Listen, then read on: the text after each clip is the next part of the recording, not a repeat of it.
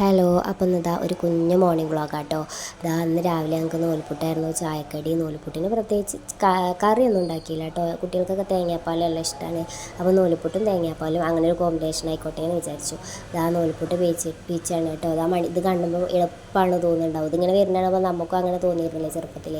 അപ്പോൾ മണിക്കൂട്ടൻ്റെ വിചാരം ഇത് പീച്ചാൻ എളുപ്പമാണ് വിചാരിച്ചിട്ട് അവനെ ആക്കണം എന്ന് പറഞ്ഞു. ആഗ്രഹമല്ലേ, ചെയ്തോട്ടെ എന്ന് വിചാരിച്ചു ഞാനും കേട്ടോ.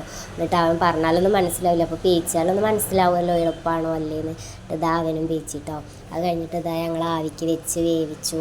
ഒക്കെ റെഡി ആയിട്ടോ. എന്നിട്ട് ചായ കൊടുക്കട്ടെ മണിക്കുട്ടനെ വിചാരിച്ചു. ചിന്നിട്ട് നീച്ചിട്ടുണ്ടായിരുന്നില്ല രാവിലെ.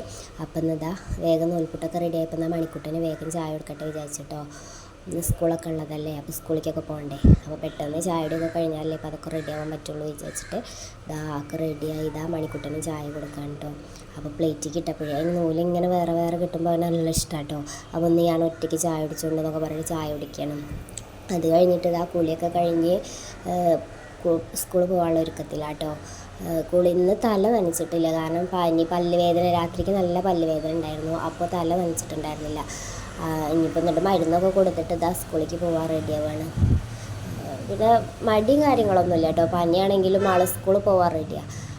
ഞങ്ങൾ നിർബന്ധിക്കണം ലീവ് ആക്കണമെന്നുണ്ടെങ്കിൽ. അപ്പോൾ സ്കൂളിലേക്കൊക്കെ പോകാൻ യൂണിഫോമൊക്കെ ഇട്ട് റെഡിയാക്കി ആൾ സെറ്റായി.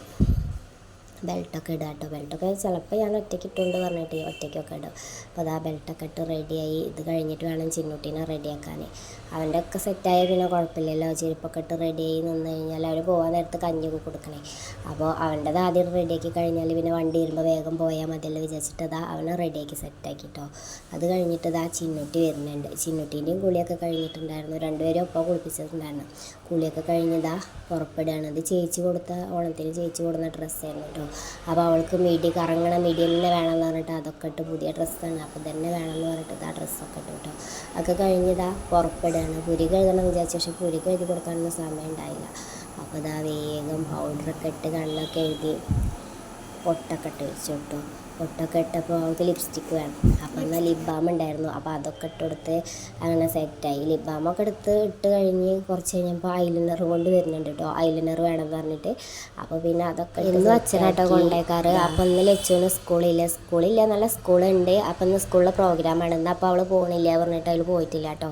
അപ്പോൾ അങ്ങനെ ചിന്നു റെഡിയായി, മണിക്കുട്ടൻ റെഡിയായി. വണ്ടി വരാൻ കാത്തിക്കാട്ടോ മണിക്കുട്ടൻ. അപ്പോഴേക്ക് എനിക്ക് പോകാൻ റെഡിയായി. അപ്പോൾ ഞാനും റെഡിയായി വന്നു കേട്ടോ. അപ്പോൾ ബാഗൊക്കെ സെറ്റാക്കി കൊടുക്കുകയാണ് ഏട്ടൻ അനിയത്തിക്ക്. ബാഗൊക്കെ റെഡിയാക്കി കൊടുക്കുകയാണ്. അതൊക്കെ കഴിഞ്ഞ് പോകാൻ നേരത്തുള്ള സ്നേഹപ്രകടനം കേട്ടോ. ഭയങ്കര ഇഷ്ടമാണ്. തമ്മിൽ ഇടയ്ക്കിടെ തല്ലുണ്ടെന്നുണ്ടെങ്കിലും ഭയങ്കര സ്നേഹം കേട്ടോ. അങ്ങനെ ഞാനും പോവാൻ റെഡിയായിട്ടോ. അപ്പോൾ രണ്ടുപേരും ടാറ്റൊക്കെ തരികയാണ്. അങ്ങനെ ഞാൻ വണ്ടി ഇറക്കുകയാണ്. അവിടെ ഫ്രണ്ടിലായിട്ടൊരു വണ്ടി നിൽക്കുള്ളൂ കേട്ടോ. അപ്പോൾ ഞാൻ പേടിച്ചിട്ടാണ് ഇറക്കണത്. ഈ ഇറക്കയ്ക്ക് ഭയങ്കര പേടിയാണ്. എന്നാലും അങ്ങനെ ടാറ്റൊക്കെ തന്നു കേട്ടോ. അപ്പോൾ ഇന്നത്തെ വീഡിയോ എത്രയുള്ളൂ. Okay, bye.